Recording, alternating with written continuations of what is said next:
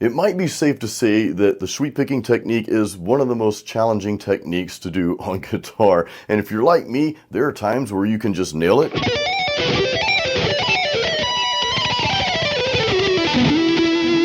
there are other times when you try to play this technique, it seems like you just picked the guitar up for the first time.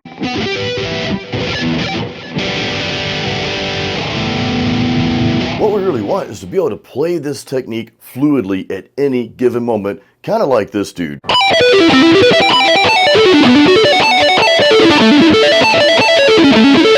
And that's why we're bringing on a true sweep picking expert, the great Alfred Potter. He is going to share some common and maybe not so common mistakes that us guitar players make when it comes to playing this technique. Hi, I'm Alfred Potter, a progressive metal soloist and proud instructor at metalmastermind.com.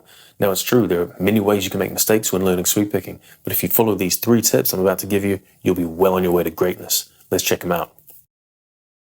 Tip number 1, always slant the pick in the direction of travel. If ascending, use a downward pick slant, and if descending, use an upward pick slant. This is going to allow the pick to effortlessly flop over the tops of the strings, reducing that pesky pick string resistance. Tip number 2, use rest strokes. Rest the pick up against the next neighboring string every time you sweep a note. This is how sweep picking works at high speed, so this will prepare you for that. Tip number 3, 1 note per click metronome training. This is going to fix all of your timing and synchronization errors. The idea is to simply play your usual sweep picking exercises, but landing every single note on the click of the metronome. This is going to allow you to spot errors in your playing, which notes are lagging, which notes are rushing. This is really going to help you.